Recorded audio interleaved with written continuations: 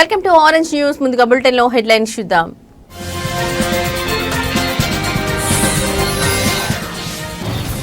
Telangana group 1 వివాదంలో కీలక మలుపు. సింగిల్ బెంచ్ తీర్పును డివిజన్ బెంచ్ లో అప్పీల్ చేసిన టీజీపీఎస్సీ.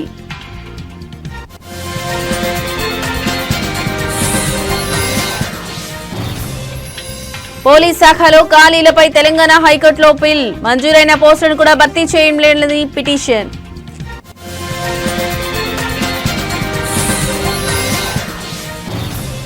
తెలంగాణ రాజ్యాధికార పార్టీని ప్రకటించిన తీన్మార్ మల్లన్న. ఎరుపు ఆకుపచ్చ రంగులతో జెండా ఆవిష్కరణ.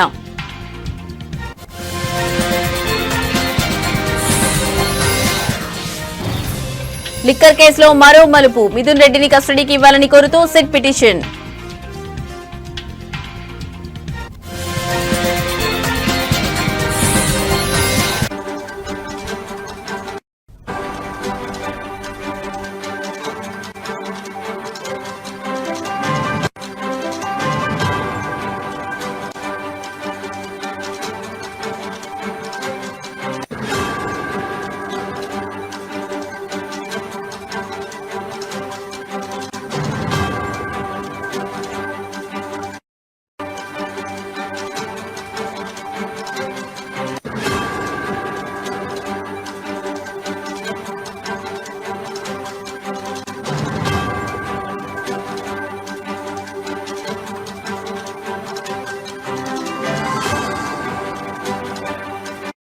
రైట్, ఇక బ్రేకింగ్ న్యూస్ చూస్తున్నాం. తెలంగాణ గ్రూప్ 1 వివాదంలో కీలక మలుపు చోటు చేసుకుంది. కొన్ని రోజుల క్రితం తెలంగాణ హైకోర్టు గ్రూప్ 1 పిటిషన్ను కొట్టివేసి సంచలన తీర్పునిచ్చిన విషయం తెలిసిందే. మెయిన్స్ పరీక్ష పేపర్లను రీవాల్యుయేషన్ చేయాలని టీజీపీఎస్సీని ఆదేశించింది. రీవాల్యుయేషన్ ఆధారంగా ఫలితాలు వెల్లడించాలని ఆదేశించింది. సాధ్యం కాకపోతే ఈ పరీక్షలు మళ్లీ నిర్వహించాలని పేర్కొంటూ మెయిన్స్ మెరిట్ లిస్ట్ ను హైకోర్టు రద్దు చేసింది. దీంతో తెలంగాణ పబ్లిక్ సర్వీస్ కమిషన్ ఈ నిర్ణయాన్ని సవాల్ చేస్తూ హైకోర్టు డివిజన్ బెంచ్ లో అప్పీల్ చేసింది. సింగిల్ బెంచ్ ఇచ్చిన ఈ తీర్పు పరీక్షా ప్రక్రియను మరింత ఆలస్యం చేస్తుందని, అభ్యర్థులకు అన్యాయం జరుగుతుందని టీజీపీఎస్సీ వాదిస్తోంది. దీంతో ఈ నిర్ణయాన్ని సవాల్ చేస్తూ డివిజన్ బెంచ్ లో అప్పీల్ దాఖలు చేసింది.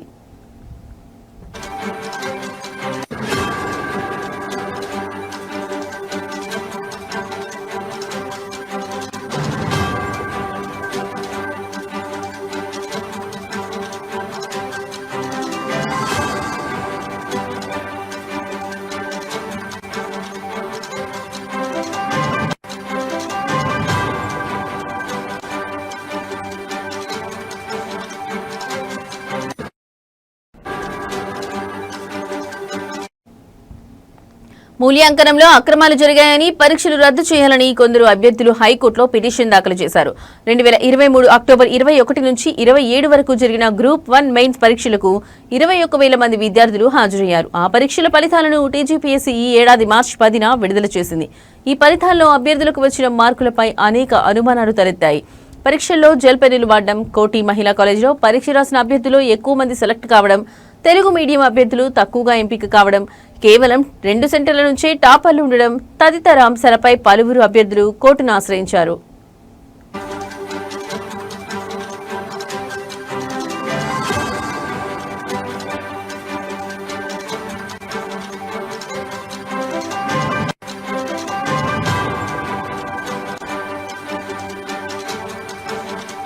పరీక్షలు రద్దు చేయొద్దని కోర్టులో పిటిషన్ వేసిన ఉద్యోగాలకు ఎంపికలైన అభ్యర్థులు ఇప్పటికే ఇరువురి పిటిషన్లపై వాదనలు విన్న న్యాయస్థానం తెలంగాణ హైకోర్టు మెయిన్స్ పరీక్షలు మళ్లీ నిర్వహించాలని తుది తీర్పును వెల్లడించింది.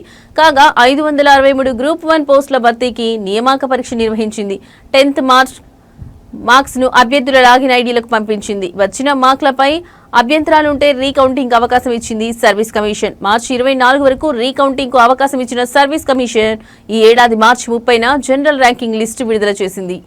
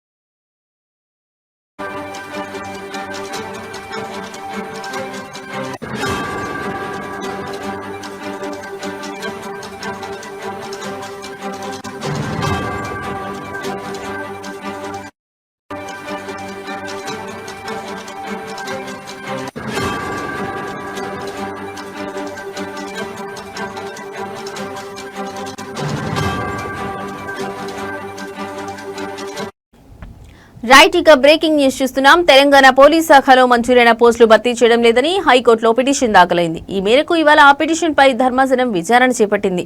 విచారణ సందర్భంగా పిటిషనర్ తరఫు న్యాయవాది తన వాదనలు వినిపిస్తూ 3 ఏళ్లుగా పోస్టుల భర్తీకి ఎలాంటి నోటిఫికేషన్ జారీ చేయలేదని కోర్టుకు విన్నవించారు. పోలీస్ శాఖలో వీలైనంత త్వరగా భర్తీలను ఖాళీలను పూర్తి చేయాలని దేశ అత్యున్నత న్యాయస్థానం సుప్రీంకోర్టు స్పష్టమైన ఆదేశాలు జారీ చేసినప్పటికీ రాష్ట్ర ప్రభుత్వం నిర్లక్ష్యంగా వ్యవహరిస్తోందని తెలిపారు. ఈ క్రమంలోనే ధర్మాసనం ప్రభుత్వం తరఫు లాయర్కు కౌంటర్ దాఖలు చేయాలని ఆదేశించారు. కేసులో తదుపరి విచారణను 2 వారాలకు వాయిదా వేశారు.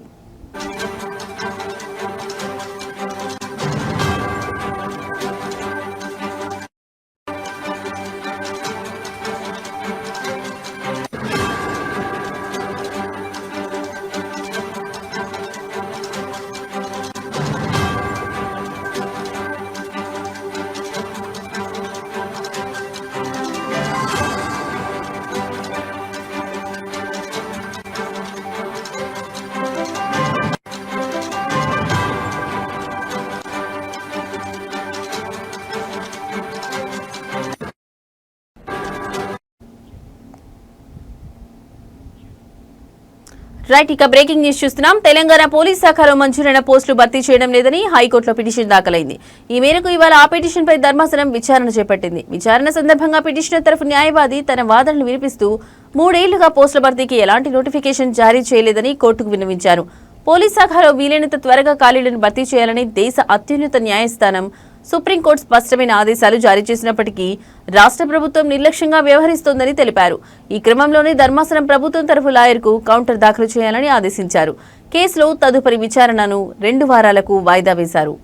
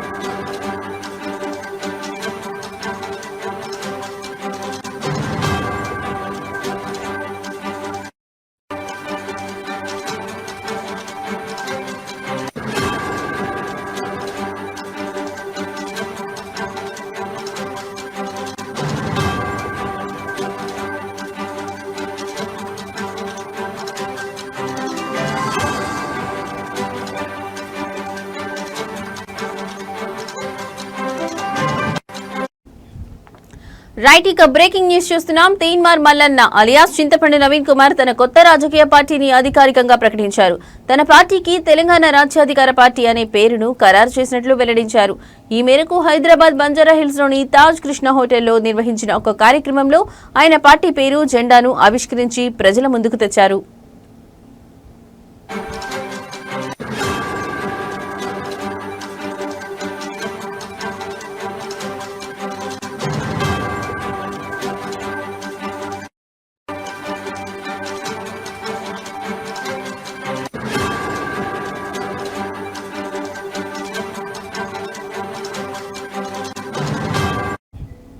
ఈ సందర్భంగా పార్టీ జెండాను కూడా పరిచయం చేశారు. పార్టీ జెండాను 2 రంగులతో రూపొందించారు. జెండా పై భాగంలో ఎరుపు రంగు, కింది భాగంలో ఆకుపచ్చ రంగు ఉన్నాయి.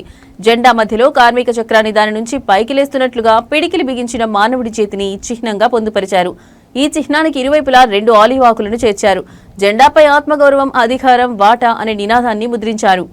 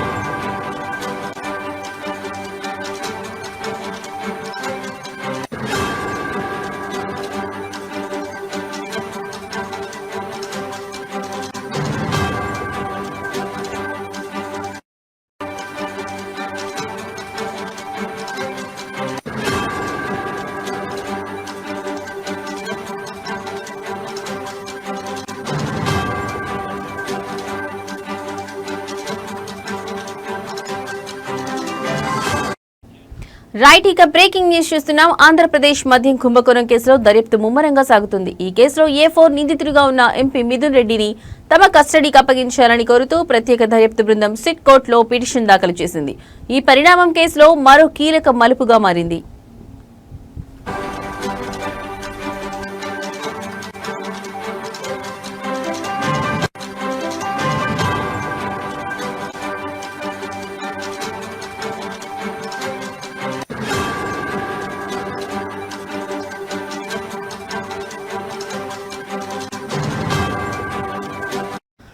మద్యం స్కామ్ కు సంబంధించిన కీలక సమాచారం రాబట్టేందుకు మిథున్ రెడ్డిని 5 రోజుల పాటు తమ విచారణకు అనుమతించారని సిట్ అధికారులు తమ పిటిషన్లో పేర్కొన్నారు. ప్రస్తుతం ఆయన రాజమండ్రి సెంట్రల్ జైల్లో జ్యుడిషియల్ రిమాండ్లో ఉన్న విషయం తెలిసిందే.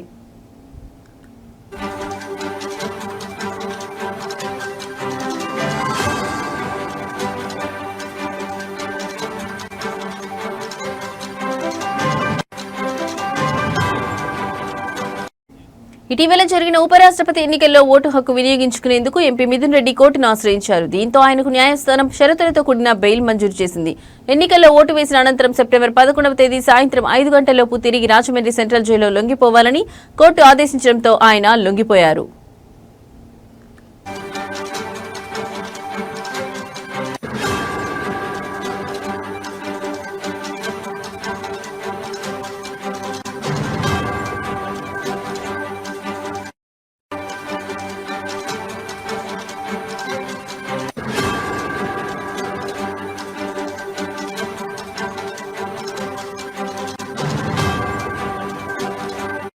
మరోవైపు ఇదే కేసులో నిందితులుగా ఉన్న ఐఏఎస్ విశ్రాంత అధికారి ధనంజయ రెడ్డి, మాజీ సీఎం జగన్ కు ఓఎస్డీగా వ్యవహరించిన కృష్ణమోహన్ రెడ్డి, గోవిందప్ప, బాలాజీలకు కోర్టు గతంలోనే షరతులతో కూడిన బెయిల్ మంజూరు చేసింది.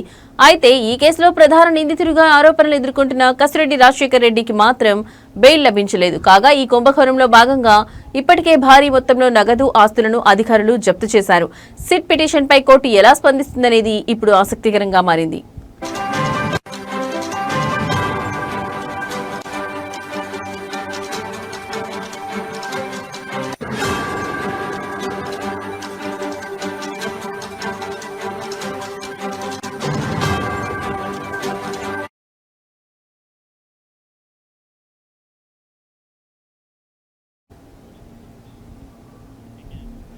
తెలంగాణ సాయుధ రైతాంగ పోరాటం గురించి మాట్లాడే అర్హత బీజేపీ పార్టీకి లేదని సిపిఐఎం పార్టీ రాష్ట్ర కార్యదర్శి వర్గ సభ్యులు ఎండి జహంగీర్ అన్నారు. నారాయణపురం మండలం గుడిమల్కాపురం మన్నే బక్కారెడ్డి స్తూపం వద్ద నిర్వహించిన తెలంగాణ సాయుధ రైతాంగ పోరాట వార్షికోత్సవంలో ఆయన ఈ వ్యాఖ్యలు చేశారు. ఈ సందర్భంగా జహంగీర్ మాట్లాడుతూ సెప్టెంబర్ 17వ తేదీన తెలంగాణలో 3 రాజకీయ శక్తులు వేర్వేరుగా నిర్వహిస్తున్నాయని, కానీ నిజమైన చరిత్ర కమ్యూనిస్టులేదని అన్నారు.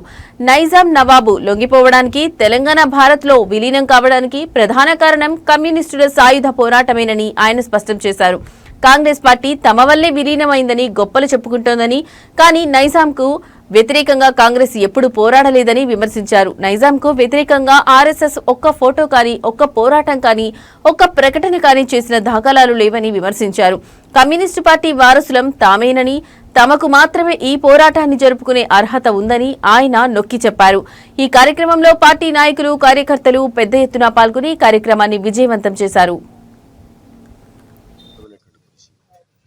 ఇదే కాదు, దేశవ్యాప్తంగా భూ సంస్కరణల్ని తీసుకురావాలని చెప్పని కమ్యూనిస్టులు ఏదైతే పోరాటం చేశారో ఆ పోరాటాన్ని ప్రభుత్వం అంగీకరించక తప్పలేదు. అయినా కాంగ్రెస్ ప్రభుత్వం ఒప్పందం చేసుకున్నటువంటి పరిస్థితుల్లో దేశవ్యాప్తంగా భూ సంస్కరణలు కేవలం నామాత్రంగానే అమలు చేసింది. అది కమ్యూనిస్ట్ పార్టీ అధికారంలో ఉన్నటువంటి బెంగాల్, కేరళ, త్రిపురల్లో లక్షలాది ఎకరాల భూములు పంచడం జరిగింది. దాని తర్వాత జమ్మూ కాశ్మీర్లో ఫరూక్ అబ్దుల్లా ముఖ్యమంత్రిగా ఉన్నప్పుడు అక్కడ భూములు పంచడం జరిగింది తప్ప ఎక్కడ కూడా దేశవ్యాప్తంగా భూ సంస్కరణ చేసినటువంటి పరిస్థితి లేదు. కాంగ్రెస్ మాట తప్పింది కమిషన్తో ఏదైతే ఒప్పందం చేసుకున్నారు. ఇక రెండో విషయం ఏంటంటే, ప్రవీణ్ పగడాల మరణంపై ఏపీ హైకోర్టు చీఫ్ జస్టిస్ తో మాట్లాడారని ప్రజాశాంతి పార్టీ అధ్యక్షుడు కేఏ పాల్ అన్నారు. ప్రవీణ్ పగడాల మరణం ప్రమాదమని ప్రభుత్వ అడ్వకేట్ చేసిన వాదనను తాను ఖండించానని ఆయన తెలిపారు. విజయవాడలోని హోటల్ ఐరాపురంలో నిర్వహించిన విలేకరుల సమావేశంలో కేఏ పాల్ మాట్లాడారు. మద్యం తాగి యాక్సిడెంట్ అయితే చనిపోయాడని ముఖ్యమంత్రి చంద్రబాబు నాయుడు మాట్లాడడం అవివేకం అని కేఏ పాల్ విమర్శించారు. ఒక ముఖ్యమంత్రిగా తండ్రి స్థానంలో ఉన్న చంద్రబాబు యాక్సిడెంట్ ను స్వయంగా చూసినట్లు మాట్లాడడం సరికాదన్నారు. ప్రవీణ్ పగడాల యాక్సిడెంట్ లో చనిపోవడం మీరు కళ్ళతో చూసారా? చంద్రబాబు సమాధానం చెప్పాలి అని డిమాండ్ చేశారు. ప్రవీణ్ పగడాల కేసులో సీబీఐ విచారణ కోరానని, ఈ కేసులో ఇంకా ఎన్నో నిజాలు బయటపడాల్సి ఉందని పాల్ అన్నారు. సీసీటీవీ ఫుటేజ్లను మాయం చేశారని ఆరోపించారు. సూపర్ 6 పథకాల గురించి మాట్లాడితే నాలుక అని వదిలేస్తున్నారు. ఆ తర్వాత మాట్లాడే దమ్ము చంద్రబాబుకి లేదా అని ప్రశ్నించారు.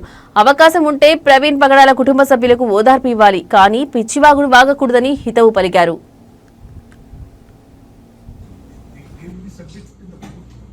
Yes, I want that to be submitted in the court. There is third kind of investigation, CBI investigation, private investigation. There are so many options. When the chief minister is saying he is drunk without finalizing the report, it is contempt of court, prejudice. Chief minister is the one accused here. That cannot time లేదు. ఒక ఉప ముఖ్యమంత్రిగా ఉండి ఇలాంటి బ్రతుకులు ఎందుకయ్యా మీకు? పైన దేవుడు ఉన్నాడు, తప్పించుకోలేరు. భూమి మీద నేనున్నాను, కేఏ పాల్, తప్పించుకోలేరు. ప్రజలు చూస్తున్నారు, తప్పించుకోలేరు. Each one reach 10, each one reach 100, each one reach 1000.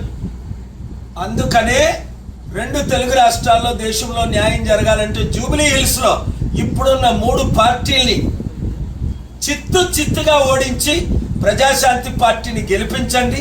శనివారం ఉదయం 10 గంటలకు బూత్ కమిటీలుగా ఉంటానన్న వారు జూబిలీ హిల్స్ బై ఎలక్షన్ లో.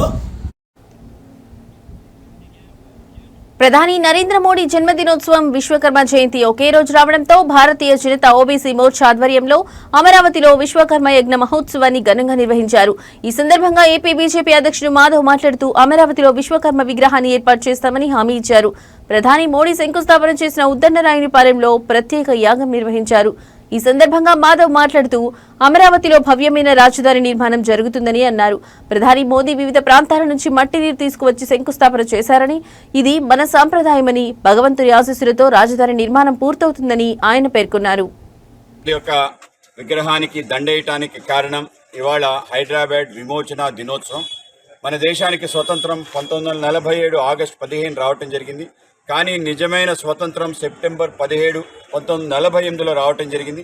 దేశంలో మధ్య భాగమైన హైదరాబాద్ ఆ రోజు కర్కశ నిజాములు అలాగే అత్యంత క్రూరమైన రజాకర్లు ఆ ప్రాంతాన్ని స్వయం ప్రతిపత్తి కలిగిన దేశంగా ప్రకటించాలని ఒక కుట్ర చేయటం, ఆ ప్రాంతంలో రజాకర్ల యొక్క అల్లర్ల కారణంగా మన తెలంగాణ బిడ్డలు ఏ విధంగా అల్లలాడిపోయారో, ముఖ్యంగా మరాఠ్వాడా రీజియన్ అలాగే కర్ణాటక అలాగే హైదరాబాద్ ప్రాంతాన్ని అంతా కూడా ఒక ప్రత్యేక దేశంగా చేయాలి అని చెప్పి ఆలోచన కూడా ఆ రోజు చేయటం జరిగింది. దాని వ్యతిరేకంగా సర్దార్ పటేల్ అనే ఒక వ్యక్తి నిలబడటం జరిగింది. నిజంగా సర్దార్ పటేల్ గానే లేకపోతే సెప్టెంబర్ 17 సాధ్యమయ్యేది కాదు. నెహ్రూ గారు ఈ దేశంలో లేని సమయంలో ఆయన కల్నల్ చౌదరి గారికి ఆయన పిలిపించి ఆపరేషన్ పోలో నేపథ్యంలో మన హైదరాబాద్ ఇవి ఇప్పటి వరకున్న బులెటిన్ అప్డేట్స్. మరో బులెటిన్తో మళ్ళీ కలుద్దాం. నమస్తే.